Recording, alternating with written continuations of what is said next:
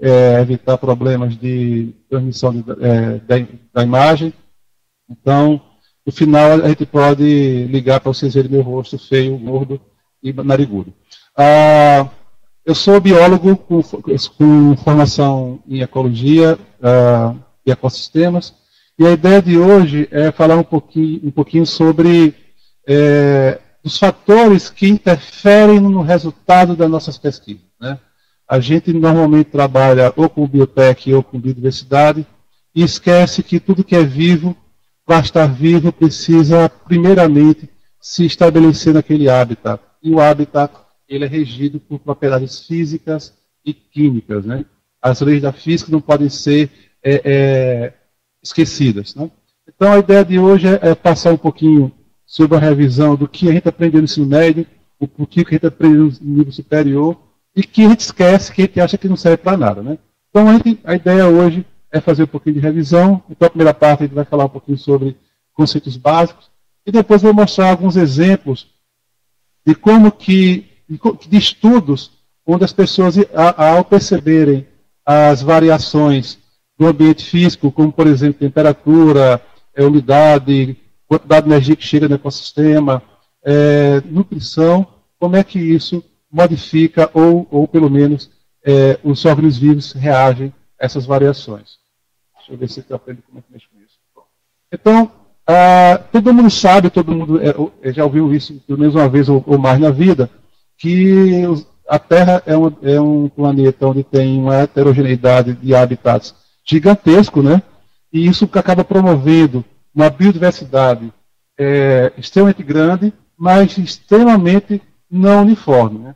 Então, quando eu pego esse mapa mundo aqui à esquerda, a gente vê zonas de biodiversidade muito bem estabelecidas e com riquezas relativas extremamente focadas entre o Trópico de Câncer e o Trópico de Capricórnio, com foco maior na próxima linha do Equador.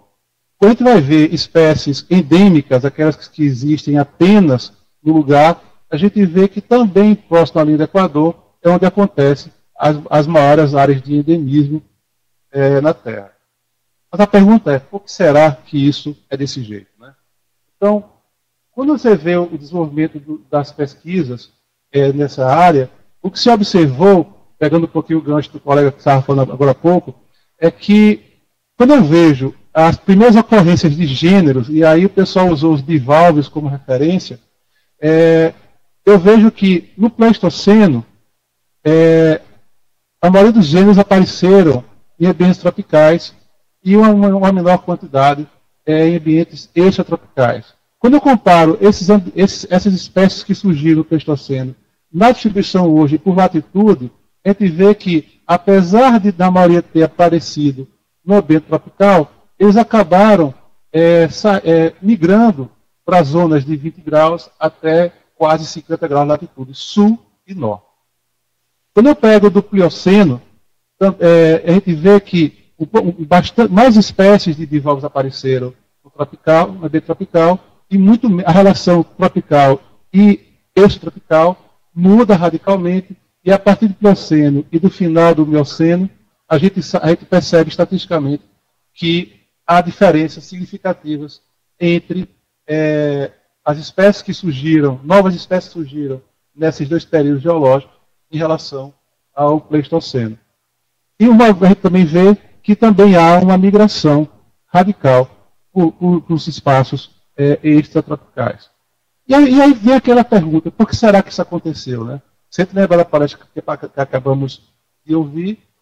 Algumas das possibilidades mudanças no ambiente, e você acaba se espalhando para poder se ajustar climaticamente, ambientalmente, àquelas áreas que são mais favoráveis, né? Bom, então vamos nós. Quando eu vejo, de modo geral, a distribuição do gradiente global de biodiversidade, a gente entende que existe maior biodiversidade também, aqui é geral, tá, pessoal? São várias espécies juntas. A gente também vê que está entre o Trópico Câncer e o Trópico Capricórnio. E na próxima linha do Equador, uma maior diversidade de espécies. No caso aqui, são todas as aves juntas. E por que essas espécies, eles escolheram essas espécies? Porque elas são mais sensíveis as variações ambientais. Bom, e aí continua a pergunta. Como é que é isso? O que se imaginava era o seguinte. Antigamente as pessoas achavam o seguinte. Próximo à linha do Equador, entre os trópicos Câncer e Capricórnio, você tinha uma maior diversidade, porque essas áreas elas são contínuas, e isso promoveria mais competição, mais interações ecológicas e, consequentemente, uma forçante evolutiva maior. Só para vocês entenderem essa figura, as bolinhas, o tamanho da bolinha significa o seguinte. Essa bolinha aqui, próximo ao Equador, tem uma diversidade similar a essa bolona grande próximo ao Polo Norte ou ao Polo Sul. Então a ideia aqui era fazer uma comparação de qual é o tamanho da área necessária para ter a mesma quantidade de diversidade, certo? Entenderam? Turma aqui de Manaus, entenderam? Turma de fora, qualquer coisa, por favor, pode mandar aqui uma mensagem que a gente para, tá bom? Só que quando o pessoal fez a seguinte brincadeira, ok, eu entendo que próximo ao Equador é uma área maior, eu tenho uma largura maior do planeta, então eu tenho mais áreas, consequentemente vai ter mais espécies mesmo, porque tem mais ações de formações geológicas, ações de substituição que essas estão. Mas o Turner, ele fez a seguinte brincadeira. E se ao invés de pegar as latitudes e longitudes, pegar os meridianos? E ele fez o seguinte, ele pegou Greenwich como referência, pegou a cidade do Cabo e a cidade de Reykjavik, na Islândia. E ele percebeu que existiam também padrões de diversidade entre essas duas regiões contínuas e a do Cabo Equador e no meridiano que passa pelo Equador e o meridiano que passa por Java.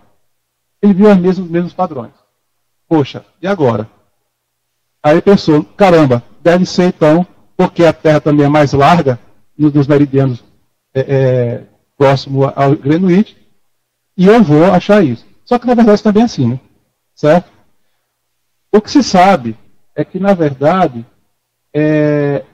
as áreas de alta diversidade, próximo à linha nos trópicos, elas têm outras explicações para serem de alta diversidade. A primeira delas é a quantidade de energia que chega nesses ecossistemas. A segunda coisa é a história biológica e geológica dessas regiões, tá certo? Se eu for pensar, então se eu pegar em comparação essas metas comunidades que ocorrem entre as latitudes de 23 graus norte e sul e comparar com uma outra metacomunidade que também tem uma mesma diversidade biológica, o que se observa é que na próxima linha do Equador existe uma distribuição geográfica que respeita as variações térmicas, enquanto que nas latitudes mais próximas ao polo, das ambientes temperados, a área é mais estreita, mas em compensação o suporte às variações térmicas são maiores, né? Quando você compara espécies que vivem no Canadá ou então no norte dos Estados Unidos, elas têm que suportar variações que podem passar de 40 graus. Isso é muita coisa, né? Enquanto nossas espécies aqui suportam variações de 5, 6, 7 graus, que estão muito bem abrigados, 15 graus, estão muito bem abrigados, lá eu tenho que entender que eu tenho 4 estações muito bem definidas e que precisam se ajustar a cada uma delas ao longo do processo evolutivo. Bom, então, depois o Clark e Gaston, em 2006, eles começaram a tentar mostrar que não era só a questão de onde eu estou, mas a questão energética. E eles conseguiram conceber um modelo genérico que mostravam 3 coisas que são preponderantes para explicar diversidade e distribuição de espécies. Então, todo mundo que já estudou ecologia já viu o professor falar que o que define a distribuição de organismos em uma região é a disponibilidade de água. Então, uma espécie está aqui, ela está aqui porque aquela água que está disponível para ela ao longo da vida dela, é o suficiente para sobreviver, né? Ou ela se ajusta para aquele lugar, ou de acordo com aquela água que está ali. Então, se eu pegar várias espécies que estão no mesmo complexo ecológico, tipo floresta terra firme, obrófila densa, floresta montana, ou campinarana, ou então igapó ou várzea, o que regula geralmente essas espécies é a quantidade de água que tem ao longo do ano. Tá bom, então água é um fator forte que determina a abundância de plantas, que determina a abundância de herbívoros por conta da abundância de plantas, e também vai definir a abundância de carnívoros em função dos herbívoros que estão em função das plantas, certo?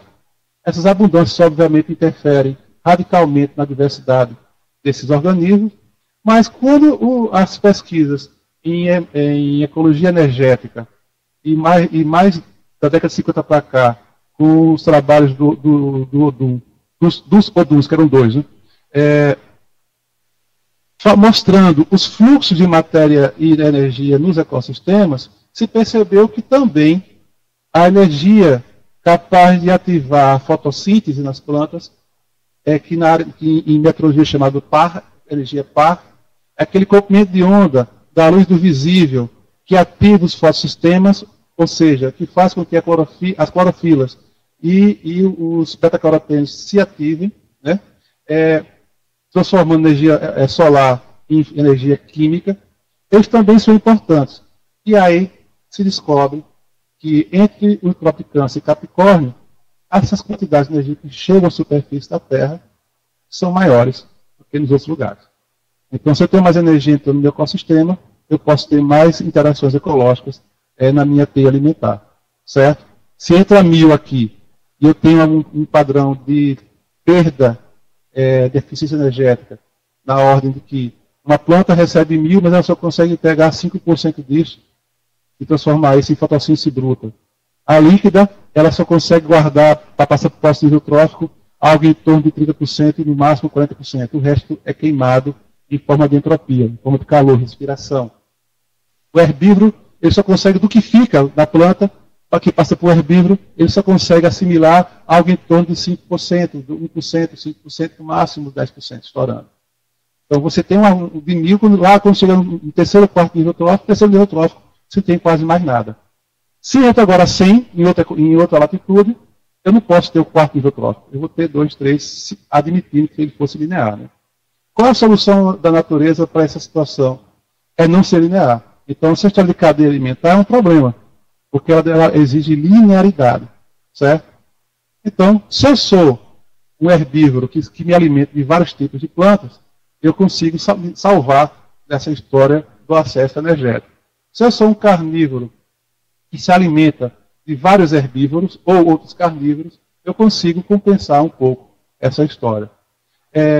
Então, quando as pessoas começaram a entender que era importante estudar não só a questão de história de ocupação, de história evolutiva, de modificação do ambiente como resposta biogeográfica para o que acontece nas espécies que estão ali, começou a se abrir uma série de questões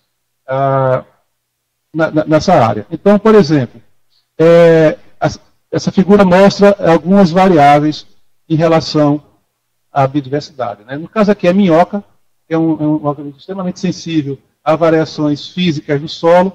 E então eu tenho aqui, ó, tudo foi jogado na base do logaritmo, porque é uma estratégia matemática de você encontrar alguns padrões onde você tem uma nuvem muito grande de dados. Quando eu logaritmo os dois eixos, esses dados são concentrados e eu consigo normalizá-los para encontrar padrões. E eu vejo o seguinte, na primeira figura, que é a figura A, eu tenho área, certo? Em relação ao número de espécies. E a gente vê que existe mais ou menos uma tendência, com o aumento da área, eu ter também aumento do número de espécies. Isso fica mais fácil quando eu vou para um nível mais regional. A elevação mostra que quanto mais elevado for o ambiente, menos diversidade vai existir. Isso, a explicação básica disso é porque, apesar de chegar muita... Vamos pensar assim, eu tenho o pico da neblina, que está mais ou menos na mesma latitude de Pacaraima ou de Rorainópolis. Lá está, as espécies que estão lá, elas estão pelo menos a uns 2.000 metros em relação a Pacaraima ou Rorainópolis no estado de Roraima. Do ponto de vista de energia, chega praticamente a mesma coisa. Mas eu tenho a temperatura interferindo no processo. Lá em cima, eu preciso gastar mais energia para me manter vivo do que aqui embaixo. Ok? Então, se eu gasto muito mais energia por entropia nos lugares mais elevados, sobra muito menos energia para o próximo nível trófico.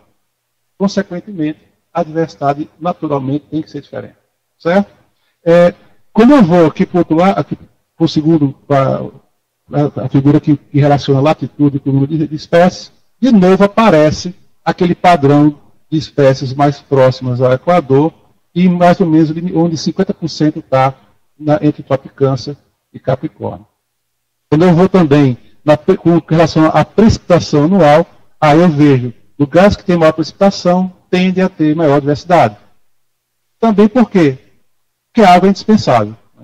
Tudo que é vivo, ou quase tudo que é vivo, tem uma relação muito estreita com a água, pelas suas propriedades químicas e físicas. Então, é de se esperar que ambientes mais úmidos tenham mais capacidade de manter vida, até mesmo porque os processos de transformação de nutrientes orgânicos e inorgânicos, que é o que as plantas precisam para poder absorver, são mais rápidos. Quando eu pego outros exemplos, como por exemplo, em relação à espécie e energia para besouros, pois que riqueza de espécies de vertebrados na Austrália, a gente também acaba observando a mesma coisa. Né? A temperatura média do verão em relação ao número de espécies também mostra que verões mais quentes, regiões que têm verões mais quentes, tendem a ter mais espécies. Quando eu vejo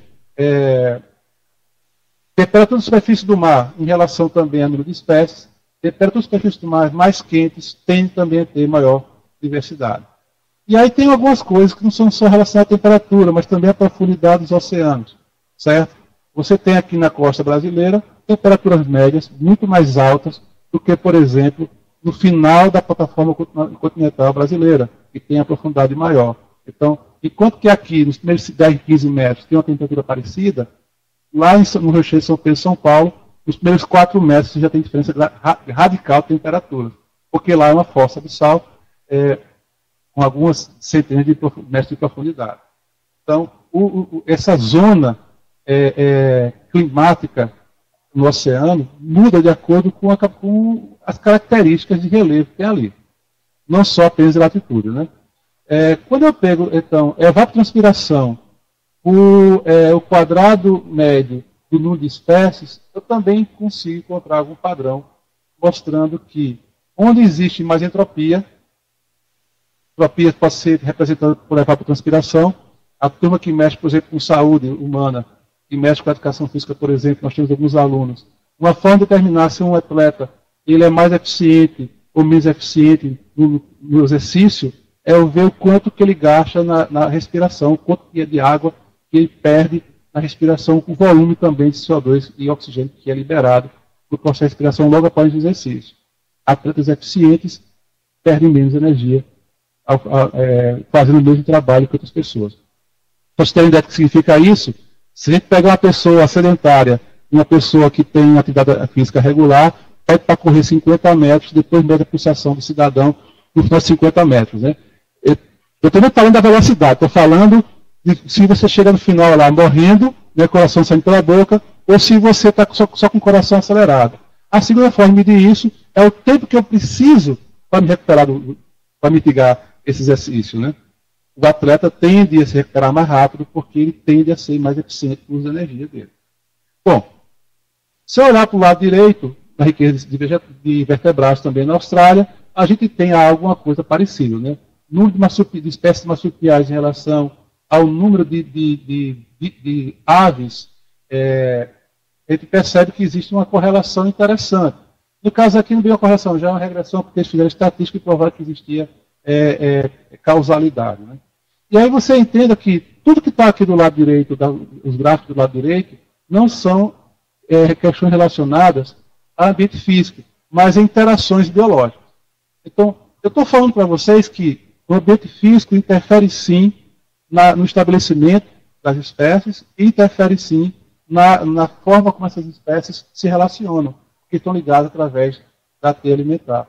Mas as interações também interferem no sucesso do estabelecimento, certo? Os processos de competição para a ocupação de nichos é uma coisa, mas quando eu tenho outros tipos de relações ecológicas, como comensalismo,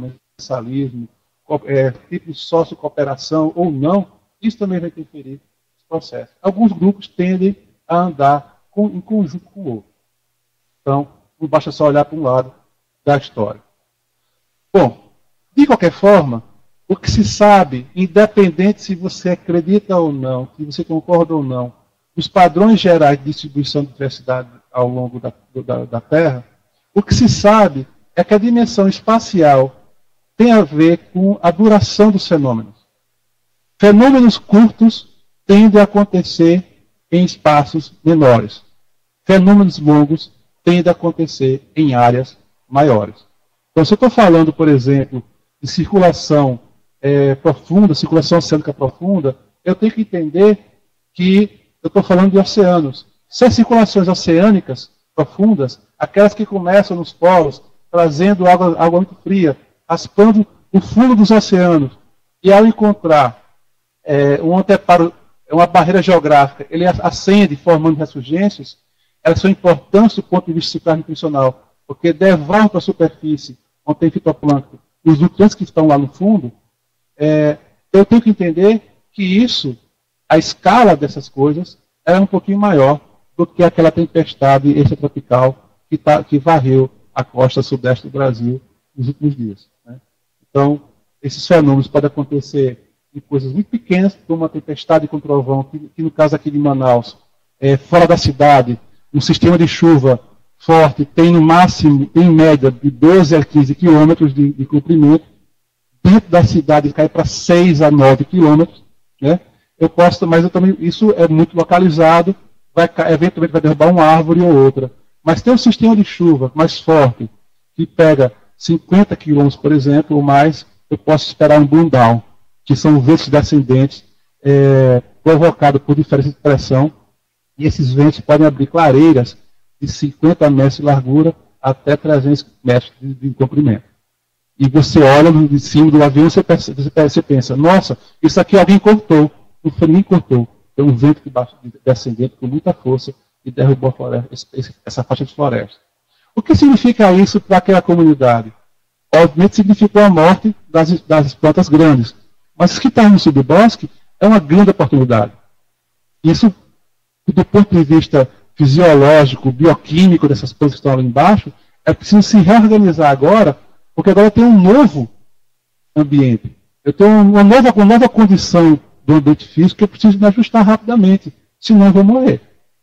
Por estresse luminoso, por estresse térmico, por redução de umidade. Então tem uma série de fatores que mudam radicalmente. Então, quando eu vejo esses processos de dimensão espacial e temporal, a gente precisa entender que elas tanto acontecem em nível de placa de Petri até em nível de biosfera, certo? Ok. E aí, a gente está falando de luz, está falando de água, está falando... Daqui a pouco a gente vai falar sobre nutrientes.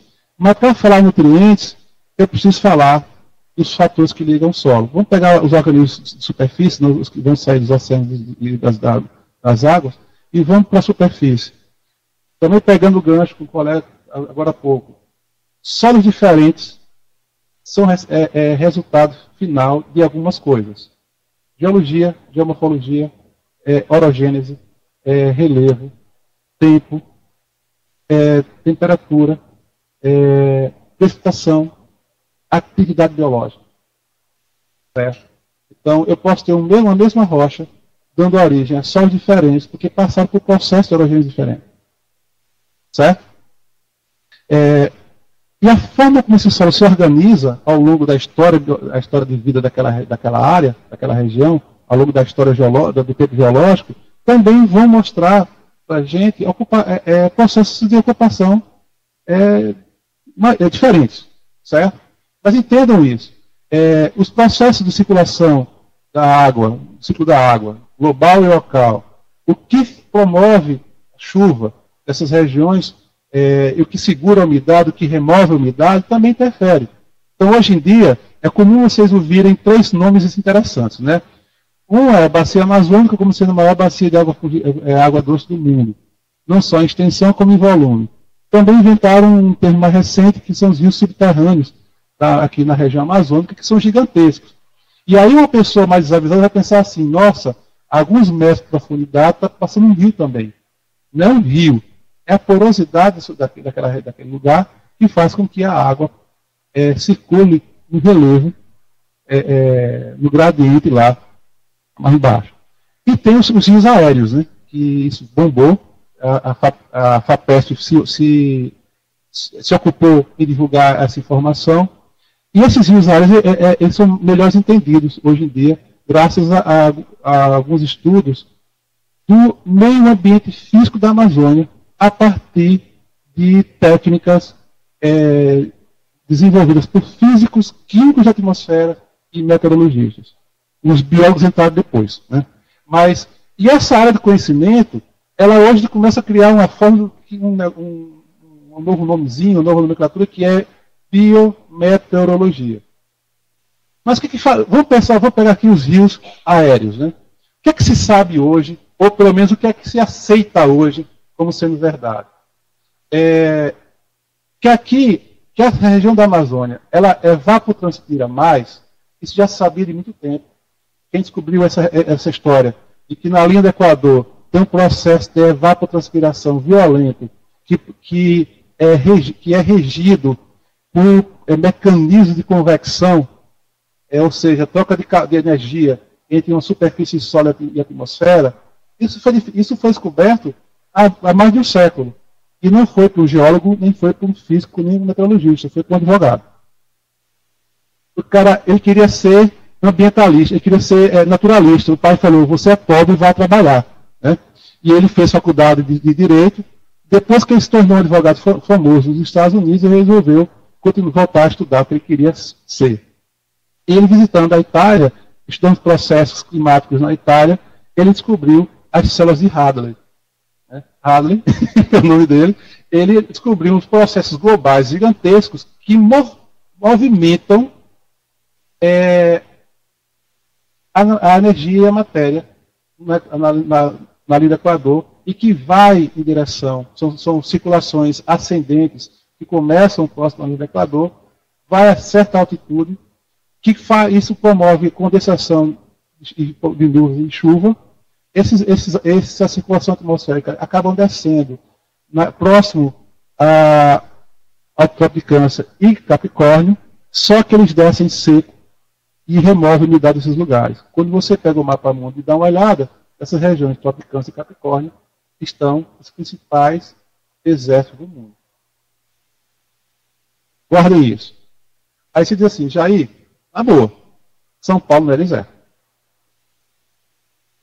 Não é mesmo? O que será? Isso encafifou a cabeça de muita gente durante muito tempo. Por que na África é deserto, essa região? Por que na Austrália é deserto? E por que na América do Sul não tem deserto significativo nessas regiões? Vamos estudar, né? Aí descobriram que, com a elevação, o surgimento dos Andes, toda a circulação atmosférica que sai da Amazônia, que deveria ir para o Pacífico, é desviada para o Sudeste. Bom, então há um desvio, ok. Mas por que não é deserto ainda? Porque nessa circulação atmosférica vem umidade da Amazônia. Depois se descobriu que 50% da entropia da Amazônia, tudo que é evapotranspirado, vai para essa região. Então, o que faz chover, o que faz manter a umidade em São Paulo, Rio de Janeiro, Espírito Santo, Mato Grosso do Sul, por ali, naquela região, onde se produz 90% de tudo que se consome no Brasil, é esse desvio. E aí vem a pergunta assim, já para jogar na cabeça de vocês uma coisa. Se eu tenho o arco de desmatamento da Amazônia exatamente na Amazônia, se a Amazônia está sofrendo desmatamento, eu vou pegar aqui o estado do Amazonas, e Acre, começa no Acre, passa por boca do Acre, no Amazonas, e Depois vem para o Maitá, chega em Apuí, aí entra no Pará e vai-se embora subindo, né? Se eu reduzo a quantidade de biomassa que está evapotranspirando nessas regiões, qual é o efeito negativo nos ecossistemas que estão lá no sudeste do Brasil? Ok. Quarta pergunta é uma pergunta, como é que se diz? É retórica, certo? Só respondo para vocês mesmos. Mas se metade do que é evapotranspirado sai, e eu preciso respeitar as leis termodinâmicas, se tem que sair, tem que ter uma entrada, onde é que vem essa água perdida? E aí o pessoal começou a entender que toda vez que a temperatura de superfície do Atlântico Norte mudava, os padrões de chuva aqui também mudavam. E aí o pessoal começou a descobrir o seguinte: se ficar muito quente o Atlântico Norte, daqui a pouco chove na Amazônia. Só que, para que possa formar nuvens de chuva, eu tenho que ter um aerossol, uma partícula sólida de suspensão na atmosfera, para absorver essa água, para juntar essa água nessa partícula sólida. Então, cada gota de água, de chuva que cai, dentro daquela gota de água tem um meteorito, um micrometeoro lá dentro, certo? Onde é que vem isso? O oceano não tem terra, o oceano não tem planta que joga esporos. Onde é que vem esse material sólido que aglutina a água e forma nuvem de chuva lá? Eles foram atrás e descobriram que sai do Saara. Só que fez aqui a pontinha com o dedo, tá, pessoal? Então, é isso mesmo. O Saara. O Saara, quando tem tempestades de areia fortes, atravessa o Atlântico, pega a umidade que foi evaporada dos oceanos, e aí Maranhão, Pará, Amapá, uma parte da Amazonas, e o mundo cai de água ali mesmo. Certo? Ok. Mas o lado de cá, a Amazônia Central, aí tem Amazonas, Acre, Rondônia, Mato Grosso. Como é que chega essa umidade aqui? Porque chega também chuva, né? Como é que chega isso aí? Tem que ter recalque dessas partículas sólidas. Aí o pessoal foi estudar e pediram ajuda dos biólogos, porque a gente eles ficaram perdidos. Né? Eu pego o material particular da atmosfera, eu não sei o que tem ali. Tem um bocado de coisinha, algumas coisas eu reconheço grão de areia, né? Eu reconheço partículas de solo. Mas os caras começaram a encontrar bactéria, começaram a encontrar esporos de pteridófitas, de biófitas. Então, de onde é que vem isso? De novo, vem lá da África. Né? Mas, mais para cá, eles começaram a perceber que o material particulado é o mesmo lá da ilha, tá, pessoal? Que eu falo demais. O material particulado daqui era um pouco diferente do que estava vindo do oceano. E aí descobriram que, na verdade, são os pólens, a própria poeira que sai daqui da Amazônia. Então, a Amazônia libera material para formar nuvens de chuva. E lá, mais recentemente, nos últimos 5 anos, o pessoal descobriu que tem um negócio chamado isoprenos e monoterpenos, que são produtos, são carbonos orgânicos voláteis que a floresta emite para a atmosfera, que ao sofrer fotoxidação, liberam alguns nutrientes que são agentes de adsorção ou aglutinadores de umidade da atmosfera, formando nuvem de chuva. Caraca, né? E agora? Agora os caras estão estudando para saber como é que isso funciona. Lá no final da minha apresentação, eu vou mostrar para vocês um estudo que foi feito recentemente e algumas novas considerações. Mas entendam, como o solo é formado, como a cobertura desse solo está, como que a biota interfere nesse solo, vai definir muito do ciclo de água. Vamos passar agora, o pessoal está agoniado achando que tinha travado, né? Então tá bom. Vamos dar um passo para trás e vamos tentar entender algumas coisas, tá certo? Vou lembrar para vocês algumas bobagens. Então, embora sistemas ecológicos sejam complexos, eles são regidos por poucos princípios básicos.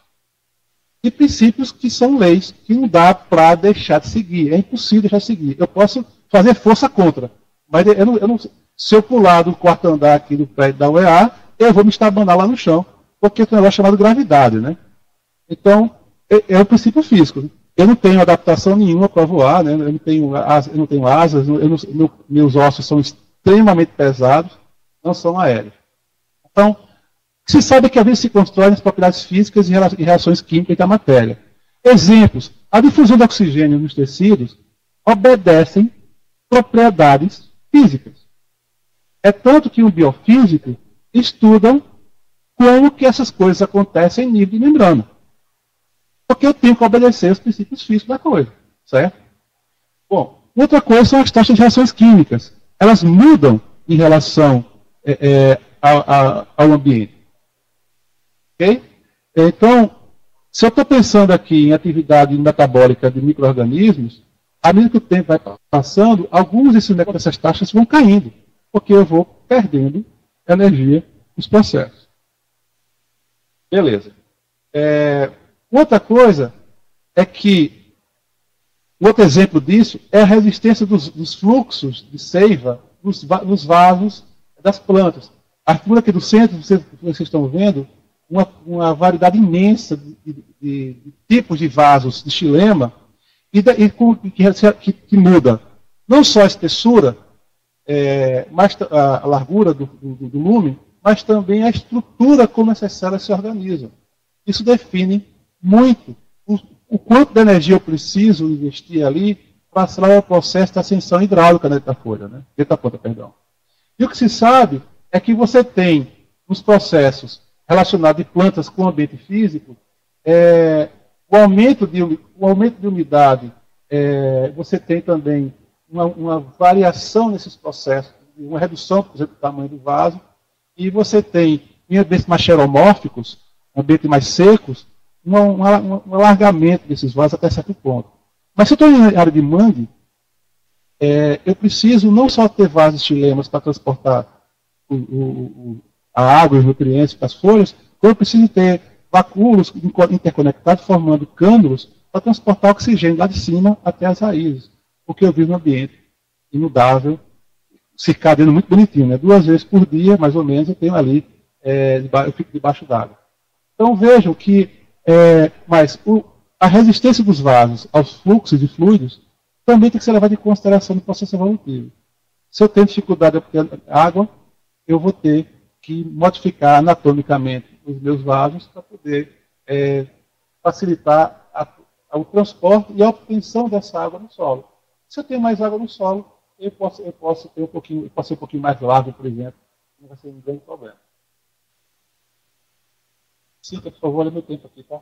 Passado, pode chegar 1 da tarde. Aqui em Manaus, 2 da tarde no resto do Brasil. Quando eu penso em... vou sair da biota, da biodiversidade da floresta e vou para a área de humanos, né? Quando eu penso em transmissão de impulso nervoso, eu tenho que seguir as leis físicas de transmissão elétrica. Certo? Então, espécies que são mais conectadas, que percebem melhor o ambiente, que são mais estressadas, elas têm transmissões nervosas mais eficientes.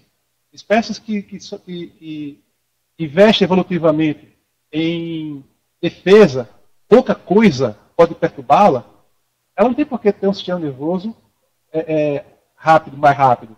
Então isso, o que conecta uma célula nervosa à outra, o que faz o neurônio se conectar nos impulsos nervosos, também tem a ver com resposta ambiental. Certo? E aqui eu tenho alguns exemplos. Eu sei que a maioria não estão enxergando, mas tudo bem. A aula vai ficar com vocês aí, depois vocês olham direito. E é dentro desses processos bioquímicos e fisiológicos, a difusão de oxigênio, por exemplo, a resistência dos vasos, a transmissão dos impulsos, todos eles têm que obedecer às leis da termodinâmica. Sempre. Certo? E quais são as duas mais importantes? Aquela que diz que a energia não é criada, nem destruída, é transformada. Então eu sei que se os mais estavam certos em dizer que nós éramos filhos do Sol, é que nós dependemos do Sol para poder ser como nossa fonte de energia. Eu sei que toda vez que eu me mantenho vivo, para me manter vivo tem que ter circulação sanguínea, isso tem atrito nos vasos, as trocas de gases entre as células, eu vou ter perda de energia nisso. Então, para me manter vivo, para manter a minha temperatura, eu vou gastar energia. Se eu estou gastando energia, eu tenho que recuperá-la ela de alguma forma. A forma que os organismos vivos encontraram de resolver isso é através da alimentação, certo? Então, a primeira coisa é energia não se constrói nem se destrói. Ela se transforma, né? E a outra coisa é em relação à matéria. A matéria ela também é reciclável, né? A Terra é um ecossistema fechado, um grande ecossistema fechado. Então, a quantidade de oxigênio que existe na Terra é mensurável, a quantidade de carbono, nitrogênio, fósforo, potássio, enxofre e por aí vai é mensurável, e elas ciclam. E elas obedecem essas leis físicas. Não tem jeito. Então, eu tenho conservação de matéria e de energia, os estados de equilíbrio dinâmico e evolução como os 3 processos que regem basicamente qualquer coisa nas ciências biológicas no modo geral. Se eu pegar a conservação de matéria e energia, a lei de conservação de matéria, como eu falei para vocês, ela é indispensável, né? Estabelece que não pode se criar ou destruir energia, também estabelece que um sistema fechado, a massa total não varia. Se tem uma comunidade biológica que está no ecossistema X qualquer, os processos de ciclagem de nutrientes são fechados. E se eu tenho exportação por migração, por emigração, isso tem que ser compensado por imigração. Certo? Se por algum acaso o rio leva nutrientes de um ecossistema para o mar, para outro ecossistema, esse ecossistema que perdeu nutrientes tem que ser recuperado, de alguma forma. Normalmente são as rochas, da composição de rocha, ou via solo. Né? Então, são princípios simples que todo mundo tem que obedecer. E dentro da conservação de matéria e energia, a primeira lei termodinâmica ela é fundamental, conhecido como lei da conservação da energia, que estabelece que a energia não pode ser criada e destruída. Então, se 100% da energia do Sol que chega na atmosfera, uma parte significativa é refletida, outra parte é absorvida e convertida em infravermelho, e a parte que chega, uma parte menor, é absorvida, passa pelos sistemas biológicos e é convertida, no final das contas, em entropia, pela respiração ou então pela decomposição da matéria morta. Bom, outra coisa é que, para que eu possa organizar esse fluxo dentro dos ecossistemas, muita coisa se tentou. Lembre-se daquelas pirâmides, né, de cadeia alimentar, onde tinha embaixo plantas, depois vinha os herbívoros, depois vinha carnívoro e carnívoro. Aquilo não funciona, aquilo é um modelo teórico interessante, mas na prática não funciona. O que acontece na prática, na verdade, é algo parecido com esse modelo de energia desenvolvido pelo Odum, que hoje em dia muita gente usa, onde eu tenho fontes externas de energia ou de nutrientes, aqui também é energia, e maré, o que você estava falando, né? Maré promove, as ondas do mar na praia promove, uma fonte de energia. Eu tenho produtores primários, eu tenho depósitos nos ecossistemas, eu tenho consumidores de todas as ordens, microecossistemas internos daquele ecossistema maior, e eu tenho saídas. Ora, se entra nutrientes, ele tem que sair, porque senão a conta não fecha, certo? No caso aqui, mas a boa parte dos nutrientes circulam dentro desse ecossistema, dentro dessa comunidade, e a energia, ela flui por dentro desse ecossistema. Quando é que ela sai? Ela sai na forma de entropia, na forma de calor. Ok? Beleza. Mas, por uma questão física, qualquer sistema tende ao equilíbrio, seja biológico ou não. Certo? Então, vamos pensar assim. Eu tenho um ecossistema prístino. Vamos lembrar que é prístino. Só que os ecossistemas onde o ser humano não está presente. E você pode até se questionar, existe isso na verdade? Os meteorologistas de plantão dizem o seguinte: eu admito ecossistema prístino, aqueles ecossistemas onde o ser humano não tem presença física, ou a sua presença física não modifica radicalmente a textura ou a composição daquele ambiente.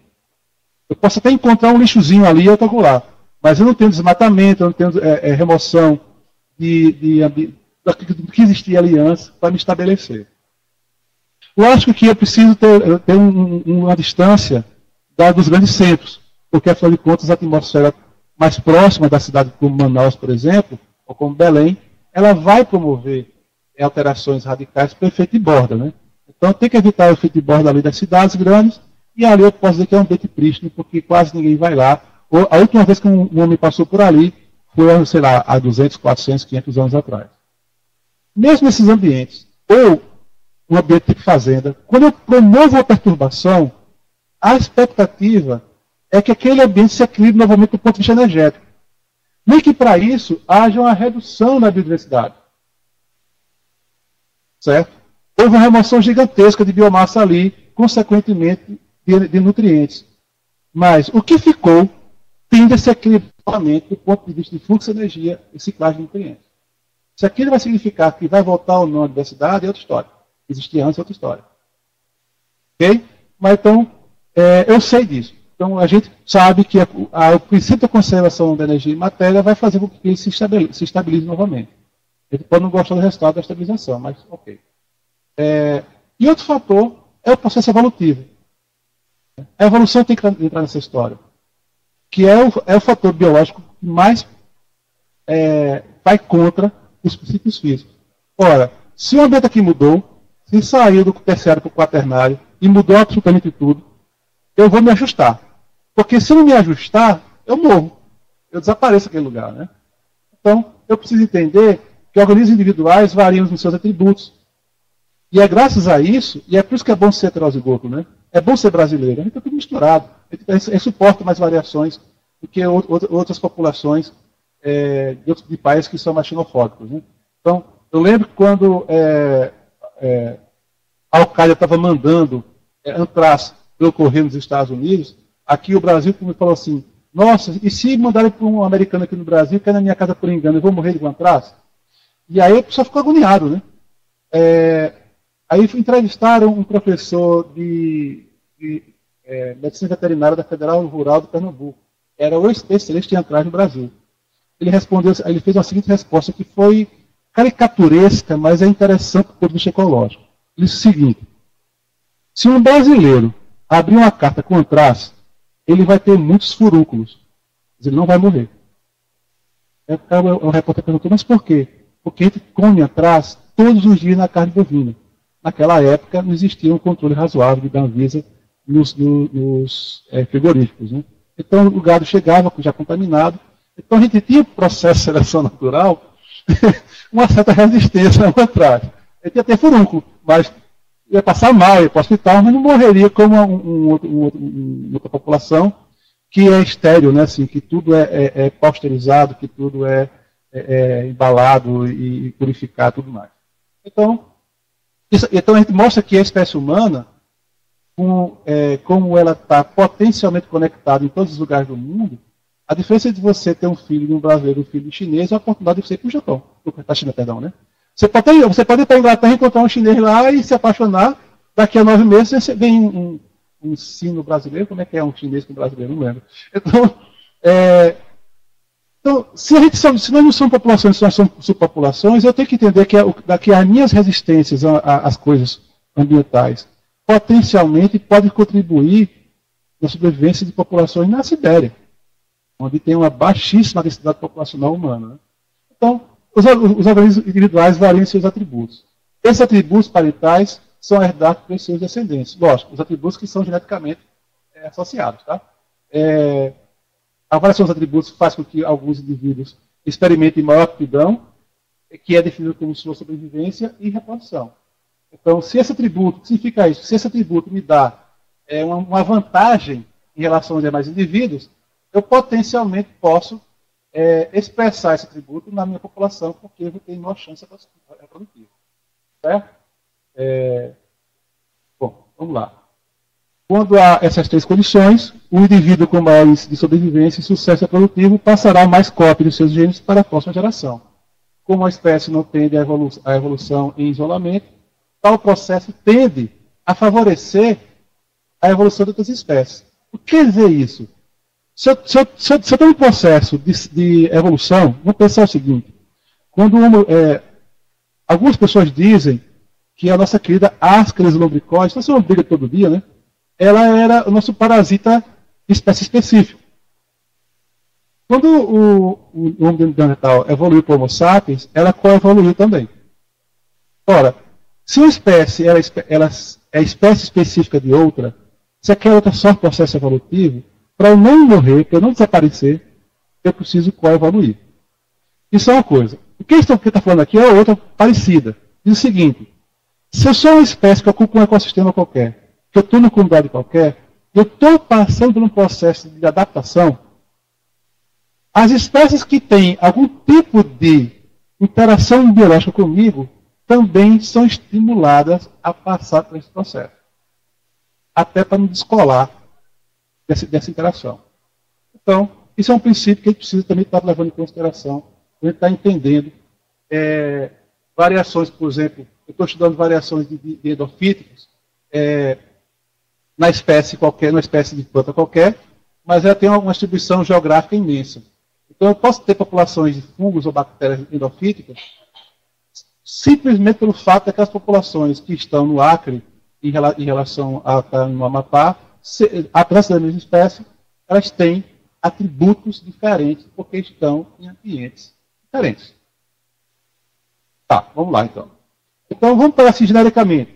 Aqui, essa figurinha mostra como é que os peixes de água doce e os peixes de água salgada se ajustaram às questões osmóticas da água, né? Eu tenho água do mar, que tem mais sais minerais do que o sangue, e tenho água na água doce, sais minerais mais no sangue do que na água. Como é que eu faço para me hidratar?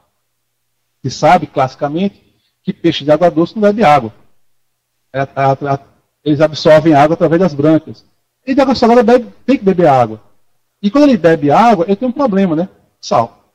Como é que eu faço com esse excesso de sal? Então, meu sistema renal é diferente. Certo?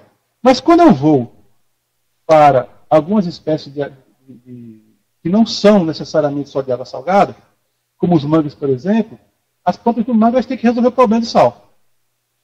Quando a maré está alta. A forma que eles fazem para resolver isso é usando sal para criar cristais de sal da folha, sobre a folha. Ajudando, inclusive, a aumentar a reflexão da luz do sol na folha e reduzir a temperatura da folha dela. Então, ela resolve dois problemas de uma vez só. Resolve o problema de osmótico interno e resolve o problema de excesso de aquecimento por excesso radiativo, de radiância solar. Se eu for pensar como é que essas plantas se organizam, do ponto de vista de fotossíntese, vamos lembrar, né? Os não biólogos sinto muito, tá? Depois eu posso explicar diretamente. Tem 3 tipos básicos de fotossíntese: C3, C4 e CAM. Do ponto de vista evolutivo, eu tenho C3, CAM e C4. Ok? Deixa eu ver qual é a próxima, rapidinho, gente. Tá, tudo bem. O que acontece é que lá atrás, lá para o Pleistoceno, as plantas de sêmen apareceram. E apareceram por quê? Tudo era C3. De repente, a Terra ficou com concentrações de CO2 menores. A atmosfera ficou mais com oxigênio. E aí, a C3 ela precisa de uma certa quantidade de CO2 na atmosfera para facilitar as trocas gasosas quando os estômatos abrem. Se eu perco essa concentração, se baixa muito, eu vou gastar mais tempo abrindo estômatos para poder ter a mesma quantidade de CO2 que eu preciso para poder fazer fotossíntese, para poder recuperar aquilo que eu perdi durante o dia, ou durante a noite. Mas, o que aconteceu? Eu faço uma planta, eu saio de uma planta que abre os estômatos, libera a água, pega CO2, joga para as células do mesófilo da folha, que vai para os cloroplastos, a rubisco vai lá e processa aquilo lá, porque está cheio de CO2. Aí, à medida que ele vai processando, vai aumentando a quantidade de oxigênio. A rubisco ela prefere O2 ao invés de CO2. Então a planta para de fazer fotossíntese, pega aquele oxigênio, joga fora, junto com a água, abre os estômagos, né, pega mais CO2 e enche, e continua fazendo isso. E o resultado disso é fotossíntese, vai ser carboidrato, vai ser açúcar, vai ser pigmento, vai ser o que eu preciso. Isso é o princípio mais básico do mundo. Mas, se eu tenho que abrir mais vezes, eu vou perder mais água por carbono acumulado. Então, o que essas plantas fizeram? Algumas se ajustaram a isso. E faziam o seguinte: onde é mais barato trocar água por CO2? De dia ou de noite? De noite, porque não tem o calor interferindo nessa história. Só que CO2 é gás. Como é que eu aguardo? Como é que eu armazeno isso na folha? Aí veio uma mudança bioquímica nessa história. Né? Eu vou transformar CO2 em tetracarboxilase. Carbono armazenado numa estrutura estável. Quando amanhecer e o sol começar a estimular assim, vamos começar a fazer fotossíntese, eu pego essa tetracarboxilase, quebro ela, liberando CO2. Certo? Volta a ser piruvado para poder voltar de novo na noite seguinte. E nesse processo de quebra, aquele oxigênio que está sendo liberado da fotossíntese funciona para quebrar o oxalacetato. Solução perfeita. Então tem uma planta que abre o estômago de noite e tem uma planta que faz fotossíntese durante o dia. Então se definiu fase escura fotossíntese, é aquela fase que não precisa da energia do sol, e fase clara, aquela parte que precisa do sol. Bom, mas o mundo mudou de novo, né?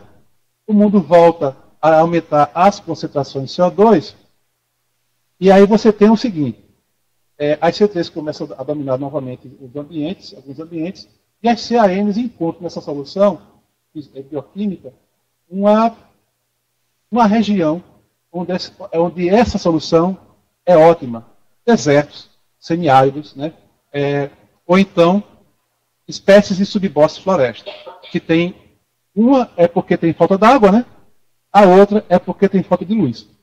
Então, eu preciso ser eficiente durante o dia. Eu não posso parar a minha fotossíntese para isso.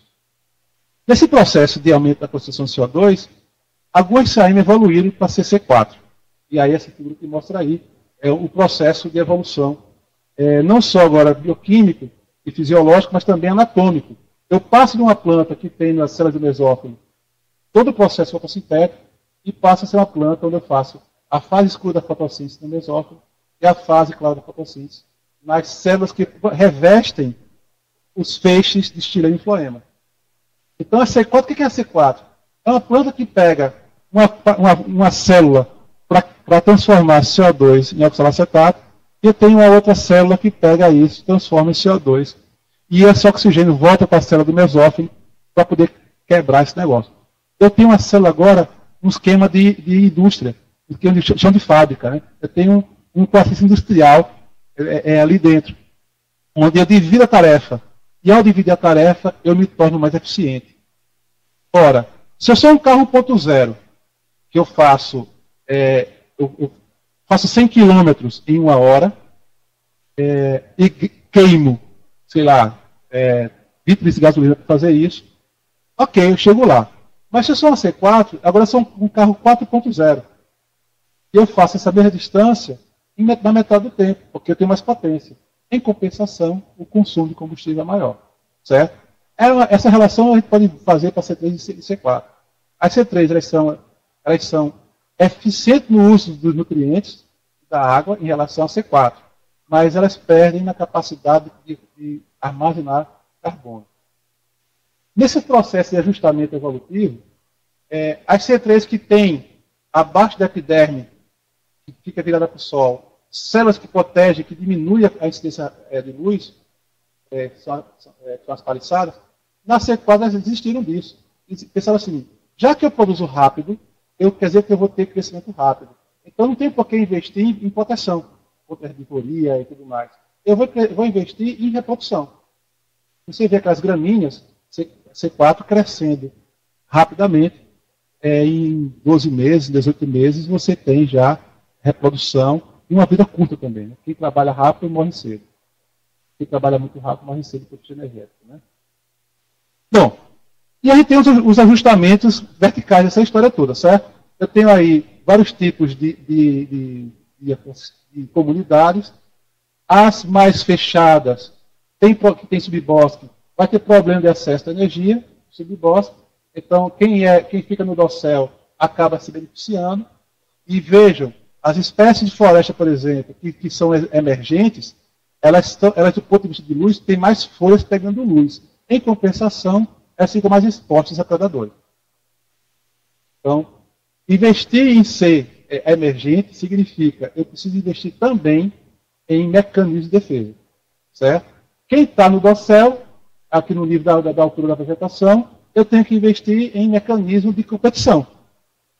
Se vocês puderem subir numa torre e olhar a floresta de cima para baixo, vocês vão prestar atenção, vocês vão ver que as copas das árvores naturalmente não se encostam umas nas outras. Isso geralmente é processo alelopático. Eu tenho um carbono orgânico volátil ali sendo jogado para dizer para a outra planta, não chegue perto. Isso pode acontecer também de raiz. Quando a gente vai pegar subprodutos da fotossíntese, nem tudo que é carbono acumulado, fixado, é carboidrato e açúcar. Eu posso também ter isoprenos, monoterpenos, eu posso transportar isso para a raiz e produzir formaldeídeos. Então, eu tenho um link gigantesco de carbonos orgânicos que são produzidos para processos de competição, processos de atração de bichos para fazer a polinização ou a dispersão de frutos, ou até, daqui a pouco eu vou mostrar para vocês uma figurinha que diz assim, uma das estratégias de que algumas plantas encontram para se defender de herbívoros é atrair carnívoros para a planta. E é feito através de carbonos orgânicos voláteis também. Cheiro mais gostoso, alguma coisa que atrai o carnívoro que faz com que... E aquele cara que come o herbívoro. Né? São vários tipos de mecanismos. Então tá. Mas essa distribuição de energia, ela define muita coisa, tá certo?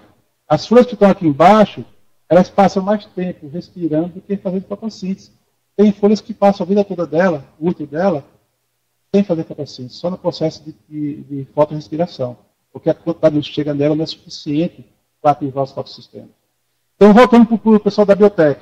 Se eu estou querendo pegar endofíticos, eu preciso entender que folhas que estão pegando luz o dia todo, e folhas que pegam luz só a parte do dia, eu não pego luz forte, só pego luz difusa o dia todo, elas obrigatoriamente, ou pelo menos estrategicamente, devem ter endofíticos diferentes. Eu esperaria isso, pelo menos, tá certo? Porque os processos bioquímicos da folha são diferentes. Uma folha em comparação a outra da mesma planta. Certo? Então tá. Então isso é importante para vocês quando forem para o campo coletar as coisas, tá bom? Bom, essas plantas obviamente se adaptam a muita coisa. Então esse aqui é um exemplo de uma espécie aqui amazônica, onde você tem mudas dessa planta. Eu não coloquei aqui, desculpem a espécie, a pleno sol e a sombra. Vejam que a curva de saturação fotossintética muda. A pleno sol chega próxima a 6 micromols por unidade por segundo e a sombra se ajusta para baixo de 4. Por que isso? Porque, obviamente, ela não consegue trabalhar mais porque falta energia para isso. Certo? E você pode ter uma planta que cresce debaixo da floresta, onde ela tem uma atividade fotossintética muito baixa, e que quando a floresta abre uma clareira natural ou não, e que ela tem a chance de pegar mais luz, ela precisa se rearranjar para agora ser mais eficiente no uso de energia. Ser mais rápido, pelo menos. Né? Quando eu penso em processos de... Se eu penso no processo de água, inundação, elas também têm que se ajustar. Umas conseguem se ajustar bem, as outras não tanto, certo? Então vamos lá. Vamos dizer aqui que eu estou atrasado. Vamos embora então. Então, a disponibilidade hídrica também é uma coisa, ou seja, aqui é estresse hídrico. Né? Algumas plantas podem passar semanas sem água. Por exemplo, a castanheira ela pode passar semanas sem água. Ela vai se ajustar ali, ela vai compensar a fotossíntese, ela é capaz, inclusive, de mudar fisiologicamente seus aparatos fotossintéticos sem precisar trocar folha. É uma planta maravilhosa. Mas tem plantas que sentem radicalmente esses processos. Certo? Quando aumenta as concentrações de CO2, é outra coisa também. Tem plantas que não respondem bem ao aumento das concentrações de CO2. C4, por exemplo, está trabalhando no seu máximo. Se eu aumentar a CO2 para ela, não vai fazer diferença. Ela simplesmente vai continuar fazendo aquela fotossíntese que ela está acostumada a fazer. Já a C3 não, você fala assim, muito obrigado. Mas CO2 facilita a minha vida nas trocas gasosas. E aí, isso aqui é só para vocês entenderem que os mecanismos mudam. Isso aqui, no caso, é uma planta CAM. Os mecanismos mudam, C4, perdão. Os mecanismos mudam, se ajustam de acordo com a disponibilidade de CO2. Certo? Vamos lá. Então, o que se sabe, por exemplo, é que nas plantas C3, as variações de concentração de CO2 mudam radicalmente os processamentos de carbonos orgânicos isolados. Isoprenos e monoterpenos estão aí na jogada porque eles são associados à formação de compostos nucleadores de chuva. Então, aí o pessoal da física e da meteorologia falou assim, quando a Amazônia sente sede, libera isoprenos e monoterpenos para a atmosfera que vai formar nuvens de chuva. Aí o pessoal da bioquímica vegetal e da fisiologia vegetal diz o seguinte, não, quando fica sem chover, os processos ecológicos de competição e de predação aumentam. E aí elas jogam mais os monoterpenos e isoprenos para evitar fazer efeito dessa competição. Aí o pessoal da microbiologia diz o seguinte, olha, esses carinhas aí também são produzidos por micro-organismos endofíticos. Então, se está chovendo pouco, provavelmente as condições nos espaços intersticiais das folhas melhoram para ela. Porque tem mais atividade de absorção de energia e CO2. Então, aumenta. O que está certo nessa história? É uma área de conhecimento que está em aberto. Quem conseguir descobrir esses mecanismos, como é que eles acontecem, garanto a vocês, vão receber aqueles prêmios equivalentes ao prêmio Nobel, tá certo? Qual área de conhecimento aí para vocês trabalharem? Paulo Artacho, da USP, ganhou. Por estudar, por entender, por mostrar os rios voadores. Certo? Então, quando eu penso em nutrientes, aí eu tenho uma gama de correlações. E eu quero só alertar a vocês que de correlações e boas intenções o inferno está cheio. Cuidado com as correlações. Correlação só diz casualidade. Causalidade são regressões. Certo? Eventualmente, para dizer que tem correlação, eu crio a correlação de terceiro grau aqui. Ó. Significa que tem mais fatores envolvidos nessa história. Não é só aumentar fósforo que vai dar o que eu quero, não. Só se ter uma ideia, tem um aluno aqui do INPA, aluno de mestrado, que ela pegou ela fertilizou a floresta com várias combinações. E ela queria ver o resultado disso na floração. O resultado final do aumento nutricional. Né? Por enquanto, ela só encontrou o seguinte: na área controle, teve mais flores. Então, fósforo, nitrogênio, nada funcionou. Caraca, né? Ela está vendo o que está acontecendo, que fatores ambientais poderiam estar interferindo. Aí tem El Ninho, tem efeito memória, tem uma série de outras coisas que podem estar interferindo aí, certo? E aí você tem aqui, ó, mais coisas, né? Efeito de fertilização. Isso aqui é no Cerrado, tá bom? Da Mercedes Bustamante. Eles fizeram esse trabalho lá também. Fertilizaram o Cerrado. Total de biomassa. E total de biomassa viva, aqui é total, né? Variou ao longo do tempo, com certeza. Também teve efeito nas raízes vivas e mortas. Mas ela descobriu lá também que nitrogênio só começou a entrar na biomassa das plantas 4 anos depois. Como é que esse nitrogênio foi? Eles foram absorvidos por um micro-organismo. Ou então, sei lá, ele sumiu e reapareceu 4 anos depois. Quando eu penso na compensação fenotípica para essas variações, eu também tenho que entender que tem compensações fenotípicas e plasticidade fenotípica. Né? Eu tenho reações, norma de reação, e uma coisa é ter norma de reação, outra coisa é ser capaz uma coisa é ser capaz de mitigar uma variação ambiental. Outra coisa é ser capaz de resistir àquela variação. Certo? Então, se você pega, por exemplo, dois grupos que têm características fenotípicas distintas e mudam os seus ambientes, há uma troca, sai do ambiente B para o ambiente A e do A para o B, se mantém as mesmas características fenotípicas, quer dizer que eles não têm norma de reação. Eles são resilientes, certo? Mas se eu tenho, ao trocar a população do ambiente A para o ambiente B, e ela muda a sua característica fenotípica, existe que ela tem a norma de reação eficiente. Só que isso tem variações, tá certo? Ok.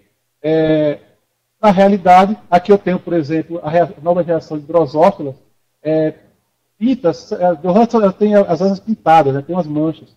E ela pode variar de acordo com a temperatura. Isso é, a minha genética modificando o meu fenótipo em razão de reação ao ambiente físico. Às vezes a gente encontra coisas nas nossas placas de Petri, nos nossos Beckers, nos nossos elemais, que a gente não entende o que aconteceu. Às vezes só é uma questão de norma de reação. Certo? Fungo é muito difícil para caramba, né, identificar fungo. Porque eu tenho um fungo branco globoso, seroso, sei lá as quantas, e o outro é completamente diferente, é a mesma espécie. Por que tem reações diferentes isso aqui? Para ver que você tem que ver. Né? Bom, então, quando eu penso em sinais ambientais e sensibilidade térmica, o que eu posso dizer assim para vocês é o seguinte: apesar da maioria das populações estarem dentro de uma área ótima de vida, quando tem uma variação climática, as que estão mais voltadas para o extremo limite de suporte térmico, quando aumenta a temperatura, a tendência desse pessoal aqui é desaparecer. Já que os indivíduos que estavam na parte que vivem bem, obrigado, na parte menos quente, quando há um aquecimento, a tendência deles é evoluir, para suportar mais isso. Então, diz o seguinte: em uma população, o grupo A tende a sobreviver com um aumento de temperatura. O grupo B tende a desaparecer com o aumento de temperatura. Eles já estão aqui no seu limite máximo de suporte aos ambientes. A gente vê isso, por exemplo, no trabalho dos nossos colegas que trabalham aqui no INPA, com mudanças climáticas globais em relação ao Aedes aegypti, que com o aumento de temperatura, eles diminuem metade do tempo de vida deles, mas eles dobram de tamanho. E aí a pergunta é: qual é o efeito disso para a epidemiologia? Se eu tenho um bicho que deixa de ficar em um horário específico do dia e passa a ficar 24 horas por dia, eu tenho um bicho que aumenta a sua capacidade de voo, mas reduz o seu tempo de vida, quer dizer que eu tenho mais gerações por ano ali. Então, estou dando vantagem para evitar o processo evolutivo, né? E também estou aumentando de pastagem, de repasto total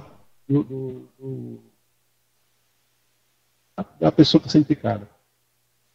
Então, junto a tudo isso, e o que se observa é que você tem um aumento significativo da diversidade em relação à diversidade de frutos, certo? Por que isso? Porque se eu tenho mais nutrientes, se eu tenho melhores condições ambientais, eu vou ter, obviamente, uma resposta de diversidade maior, salvo qualquer coisa.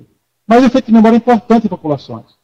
Populações que sofrem um estresse qualquer pela primeira vez, ela tende a reagir diferente de populações que sofrem aqueles processos de estresse seguidamente.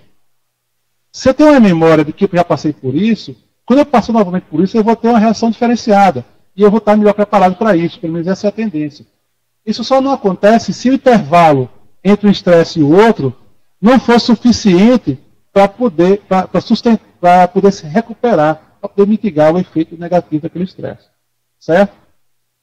Bom, um exemplo disso é quando você tem a memória seca, a memória ao calor e a memória das duas. Você tem aqui o grupo que não foi submetido à aclimatação, né? Não teve a memória sobre esse efeito, e um grupo que teve um processo de aclimatação. Isso aqui são todas no caso. Quando sofre o processo de seca, o grupo não aclimatado sofreu mais, perdeu mais biomassa do que o grupo aclimatado. Quando eu penso do ponto de vista de produção de semente, o grupo aclimatado também produziu mais sementes. E quando eu penso no cruzamento dessas duas coisas, eu vejo que o aclimatado também tem maior chance de sobrevivência. Então, se eu estou trabalhando com comunidade e eu quero reflorestar uma área que foi desmatada, aproveitando aí o cadastro ambiental rural, que daqui a pouco os produtores vão ter que reflorestar áreas degradadas.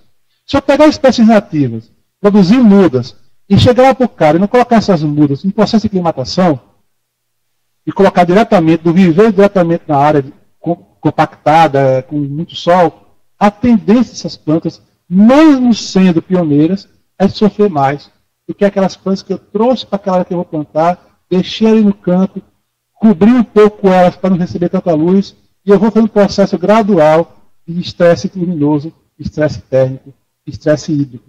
Quando eu colocar essas plantas que passou por processo de aclimatação, elas já têm um efeito de memória, elas vão sofrer menos. A mesma coisa pode acontecer em nível de micro-organismo, tá, gente? A gente não sabe o que eles comiam lá, na natureza. Eu trago para um laboratório e acredito que se eu colocar destrose, com o sei lá das quantas, ele vai viver bem, muito obrigado, porque na minha cabeça, esse é o padrão. Muito açúcar, muito carboidrato e vamos embora. E o bicho não reage direito, né? O microorganismo não reage direito. O que foi? Ele é um estresse para ele. Ele está acostumado a se alimentar com pouca coisa. Se me panturra, eu tenho uma congestão e vou morrer, né?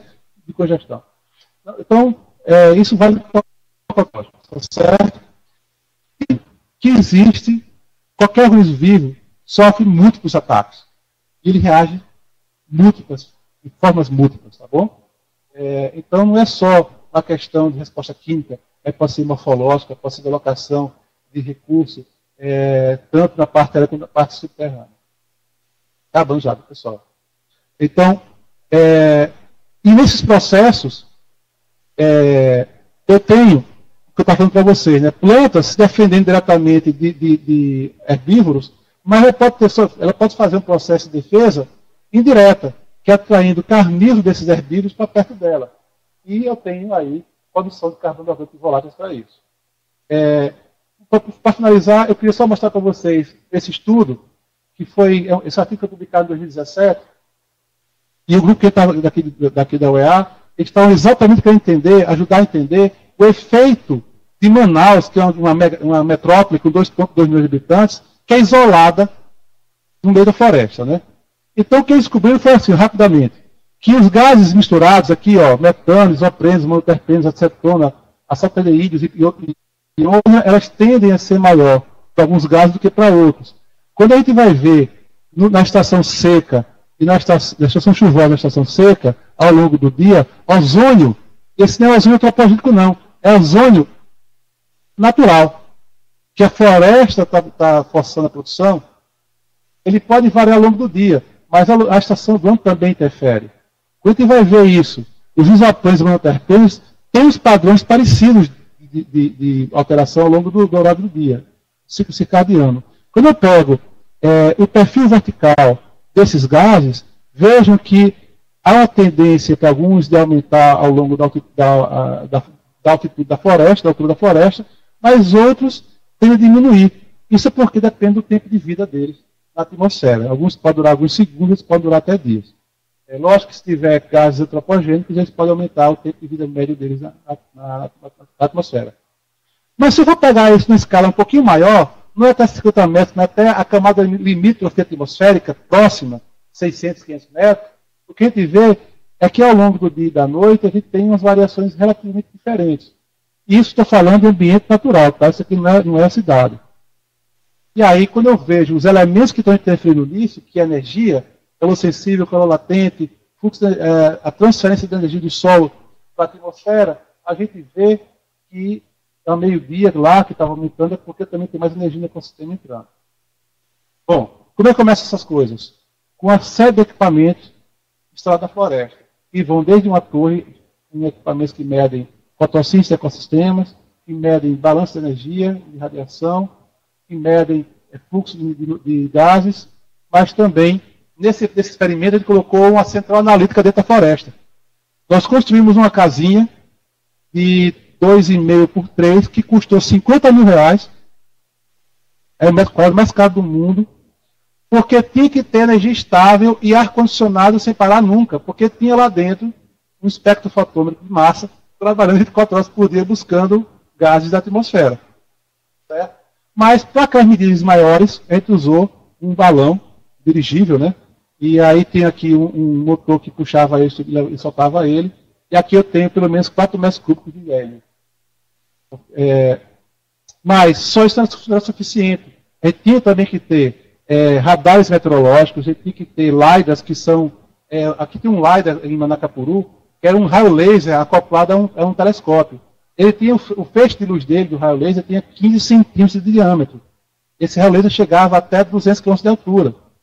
E o telescópio media a reflexão desse raio nas partículas sólidas. Ele sabia exatamente o que tinha em cada altitude.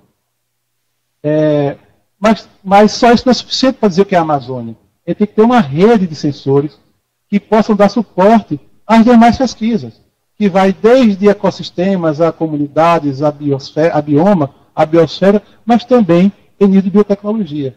Por que um material que é coletado em Rondônia tende a ser diferente do material coletado no Amapá?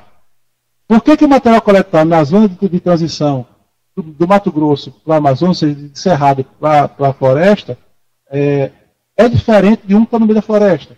Quais são os fatores ambientais, físicos e químicos que interferem nisso?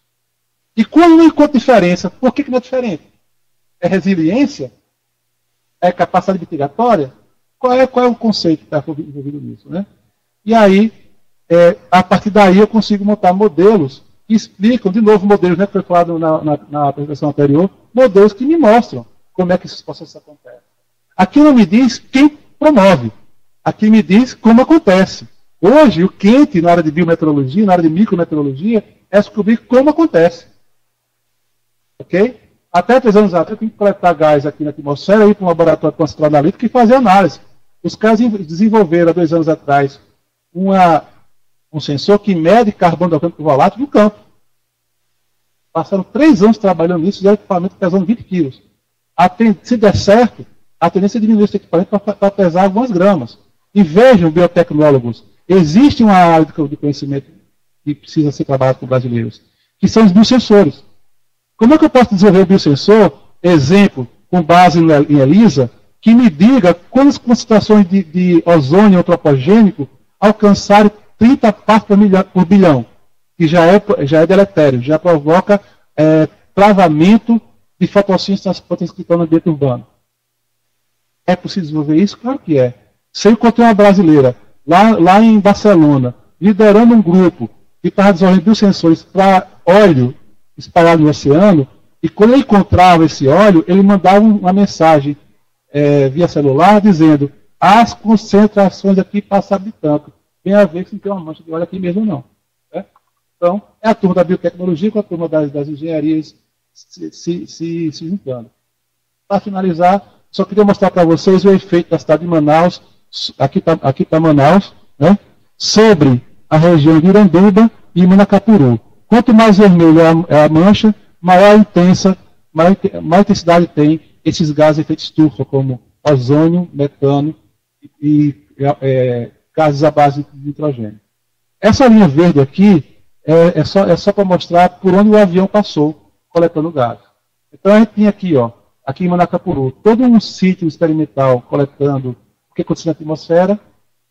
Aquele artigo que eu mostrei para vocês foi feito aqui, essa região mais a norte de Manaus, e hoje, a 200 quilômetros a nordeste de Manaus, tem o maior sítio experimental dessas coisas do mundo, uma torre de 324 metros, medindo absolutamente tudo o que acontece debaixo da floresta, acima da floresta, e a atmosfera um pouquinho mais elevada. Certo? Então vejam que, apesar de ser um negócio muito genérico, entendam que o que eu estou falando em nível macro também serve em nível micro. As pequenas variações, se o meu gel que eu fiz ele não foi bem homogeneizado, eu posso ter uma redução de velocidade de crescimento de bactérias simplesmente porque tem diferenças de distribuição nutricional. Se eu coloquei uma placa mais perto do lugar mais quente e outra placa mais perto do lugar menos quente, isso também pode acelerar ou dificultar os processos de multiplicação de micro-organismos. Bom, é isso, já passei do meu tempo, eu sei, obrigado. Qualquer pergunta, estou à disposição.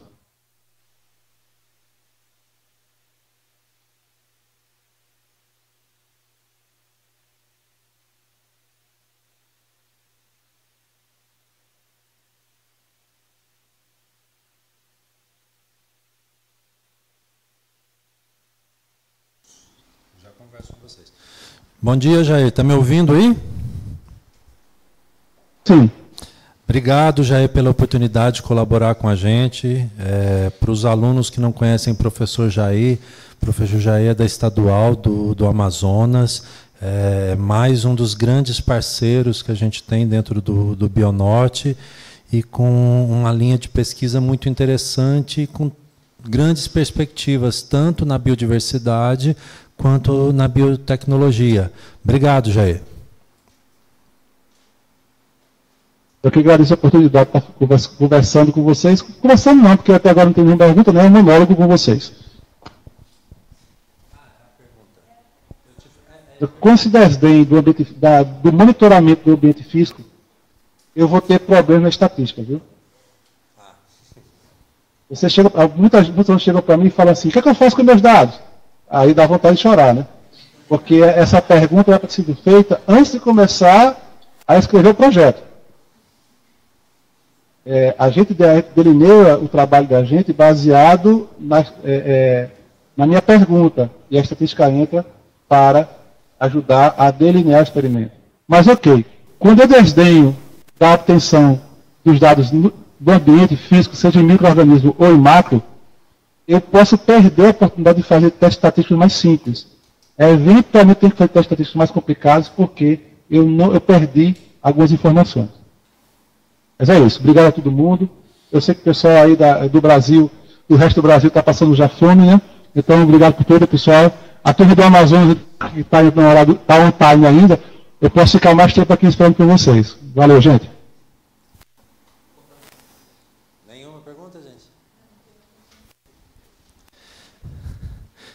Jair, sem perguntas no sistema, mais uma vez, muito obrigado, muito obrigado. Roraima mandou uma pergunta aqui agora. A distribuição dos gases de efeito estufa de Manaus não se dá de forma homogênea devido ao vento?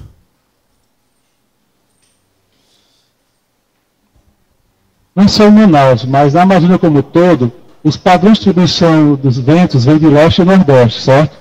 Então, o que se espera da prima de poluição, desses gases mais concentrados, é que obedeça essa trajetória.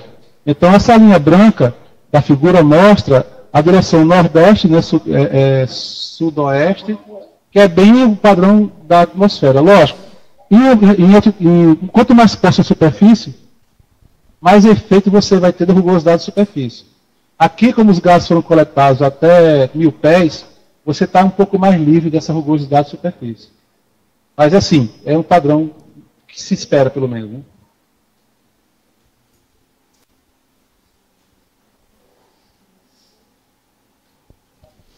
Certo. Obrigado, então, Jair. Um abraço. Eu queria dar um recado agora para os alunos do Bionorte. Eu recebi algumas demandas hoje com relação às resenhas da apresentação do professor Clement, que vai ser na próxima sexta-feira. Eu creio que na palestra de professora Patrícia, na abertura da disciplina, ela pode ter se enganado, ou então houve um equívoco na informação. Como é que a gente está fazendo? A gente não está tendo a palestra hoje e no dia anterior a gente não está realizando todas as resenhas com envio até o início da palestra no próximo dia. As resenhas de professor Clement é para entregar sim. Se houve algum equívoco na informação, quando a professora Patrícia deu a palestra, eu estou reforçando aqui que é para manter, não é, em momento algum, não é para deixar de fazer a resenha. Tá bem? Qualquer coisa, os alunos podem procurar os coordenadores estaduais para discutir esse tema. Obrigado, gente. Até amanhã. As palestras já estão confirmadas.